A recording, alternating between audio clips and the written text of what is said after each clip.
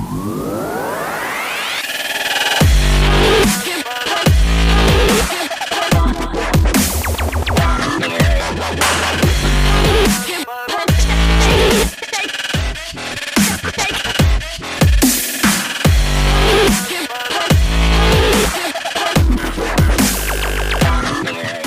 everyone and welcome to ZP Productions, and today will be an initial look of this lens here. This is the Sony 50mm F1.2 G Master lens, and I just got it from my retailer just recently, just a few days back. As such, I have yet to test it very extensively, so today will be an initial look of it, especially, in terms of its performance for portraiture. Now, 50mm 1.2 is pretty much, I feel, a portraiture lens. The 1.2 gives you good enough, separation through the bokeh and depth of field at 1.2 for half body shots or even 3/4 body shots. So it is a really nice lens when you use to do portraiture with it. And the lens itself, if you go online and check, the price is pretty costly for a 50mm lens. This lens is about 2,800 Sing dollars. In US, I believe it's about 2,002. It's still slightly cheaper than the Canon's version, but it is still relatively expensive of a lens. So let's take a look at its performance, especially for what I always do, portraiture. Now, before I start, let's talk about a little bit of the build quality. I would say the build quality is overall quite good. Using my weighing machine here, this lens weighs about 770 grams. That makes it lighter than the Canon's version. The Canon's version, I believe, is 930 grams, 920 grams. So, this is 100 over grams lighter than the Canon's one. And it's also smaller. So you can see here, this lens is only this long and only this wide. It's a 72mm lens. So overall, I would say as the dimension is smaller than the Canon's version itself. Now, the hood that they gave is one I like. I quite like Sony hoods these days because firstly, it uses the button lock, so it doesn't come out easily, button lock. And secondly, it has a rubber lining. As with most of their professional hoods, their rubber lining allows you to rest it on surfaces, like say lens down, and it doesn't slide around much. The rubber lining will help you, putting your camera down. Now, the lens is a focus by wire lens, so as such, the focusing ring is very smooth. There is no hard stops or anything. And this lens itself, there is an aperture ring here. And this aperture ring could be declicked with the switch here. So most of Sony lenses, especially the G Master lens, have this switch so that you can declick their aperture ring, allow you to do smooth videos with it. Now, there is two buttons here that you can actually program for certain functions. One at the top, where you can use it for portrait mode, and the other one at the side, where you can use it for landscape mode. And then there is an AF/MF switch here. And pretty much that's about it in terms of, switches and rings. Now, the lens is weather sealed. You can see actually rubber lining at the side. And that's really, what this lens is. Overall, I think the build quality is quite good. It is very hefty. It's quite compact, but it's still 700 grams. So it feels good on the hand. On the A1, it's a little bit front heavy, as with every other Sony lenses. Sony bodies are light. The lens is pretty much the same weight as the A1 itself. So, over time, there is some strain on your wrist. So, use two hands to hold will be a more comfortable thing. And this lens have no optical image stabilization as such. All image stabilization is provided by the body. But because of the weight of this lens and the body itself, I could actually do handheld 130 or 140 of a shutter shot for the purpose of portraiture quite well with this lens. In fact, let me show you one of these shots here, which is shot, I believe, at 130 of a shutter. So it's quite good. This lens and camera package do give you good amount of handling, and image stabilization wise from the body will pretty much suffice. Now, in terms of autofocus, I didn't have much time. I did an outdoor shoot with it. I had some spinning shots. It's quite great.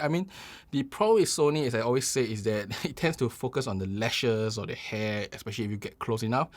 So I wouldn't say there's anything wrong with the lens itself. When I do slightly more than half body and turning shots, it's very accurate and very quick. So I don't have much issues with the lens autofocus. Now, in terms of autofocus speed, however, you can take a look at this from close to far. It isn't really quick. It's not like 7200 quick or 2470 quick, but it's okay. It just feels slightly faster than the Canon's version. So I think that is still a good performance if you ask me. And that's about it for autofocus. Let's talk about image quality. So I only have this lens for I think 2 days now. So I shot out my window. At 1.2, the center is sharp. The side itself, still sharp, not as sharp at the center, but still sharp. And the corner, you see a little bit of softness. Now, stopping down the f2, the center is still as sharp. I can't notice any difference. The side do sharpen up to what you see in the center, and the corner do sharpen up to pretty much a good quality. So overall, I think this performance, at least, just seeing this shot here, makes me feel like it is slightly better than the Canon's version, because the Canon's version at 1.2 does have a little bit of fuzziness in look. So I think this lens do perform better than the Canon's 50mm 1.2 RF. At least that's how I feel. I don't have the lens anymore. I mean, I sold it away some months ago. So probably one day when I have the lens again, I will try it out one more time.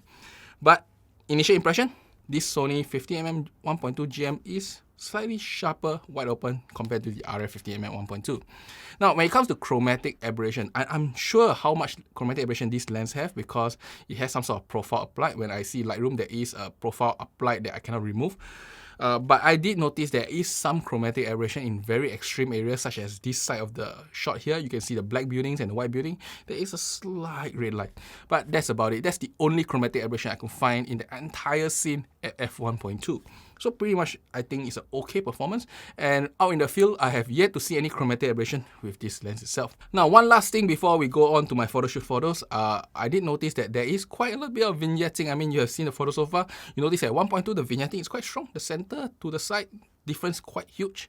And when you stop on the f2, for some reason, the center isn't as bright anymore. Even though I only half the shutter, but for some reason, center isn't as bright anymore. But the overall photo is quite even now. So the vignetting of this lens is quite noticeable, but for a 50mm 1.2, I don't think it's an issue. In fact, some people may like it for the artistic feel of it. So now let's talk about its performance in the field as a portrait lens. I did 2 shoots. I did one outdoors and I did one indoors. The indoor one was a cosplay shoot. So the outdoor one, I would say, is the performance was really good. I mean, it was really fast, really snappy. And if anything, it's the Sony A1's tendency to focus on the lash if you get too close. So I don't think that is a major problem. And the quality itself, if I zoom in on the eye, it's always sharp and nice. I mean, look at the lashes. It's always very distinct on the 50mm 1.2. So I think the performance is top notch. Now, when it comes to the indoor shoot, where I shoot with another cosplayer, I did notice that the lens is pretty much hand-holdable, as I said earlier, 130 or 140 of a shutter, because I think of the weight. And the quality of the lens is really good, man. I mean, look at this shot. Even though it's like off-center, she's standing up high, she's almost close to the edge of the lens. Zooming on the eyes is sharp. Now, of course, there's a little bit of noise because I was trying to get the background ambient lights out also. So, the shot was done at ISO 800. But overall, I think the quality is really good and the autofocus was really reliable as long as you shoot more than half body. I did notice that for Sony cameras, when you go portrait mode, less than half body, there is a high tendency to focus on the lashes. But more than half body, it's always okay. So that's really about it for today's initial look of the Sony 50mm 1.2 GM. Now, if there's anything you want to test, you can ask me. I'll probably bring it through into my RC test again to see how fast it actually autofocus when it comes towards the car. See whether it can catch up with beyond running speed kind of autofocus. And then I'll probably try out with a lot more photo shoots. I probably will use it for another, like maybe say 5 photo shoots, and then with that I can show you more photos shot with this lens itself. Overall, I'm very happy with the purchase so far, at least with 2 photo shoots so far. I think this lens is slightly better than the Canon's version. It's also slightly lighter, and for its ability to shoot at 50mm 1.2, if you are looking for such an effect in your lens, this is probably the lens I prefer. Now, there is one more version of 50mm 1.2 in the market, and that's by Nikon. I don't have a Nikon camera yet. I'm trying to get a Z9 still. And once I get it, maybe in a few months' time, I'll try out the Nikon 1.2 too. And that's about it for today. I hope you enjoyed this short little initial look of the Sony 50mm f1.2 G Master lens. Now, in a few days or maybe weeks time, I'll get the Nikon camera in too, and hopefully by then I can rent more lenses from my distributors and retailers so that I can try out the Sony lenses, the Nikon lenses, and the Canon lenses. Now, with all the major systems in my hand, I probably can do a lot more interesting comparison reviews and a little bit more unbiased, because I find that without knowing the system, you always recommend something is better, but is it truly better? I do not know. And that's about it. I do hope you enjoyed this. Do subscribe and like, and I'll see you next time. Bye-bye.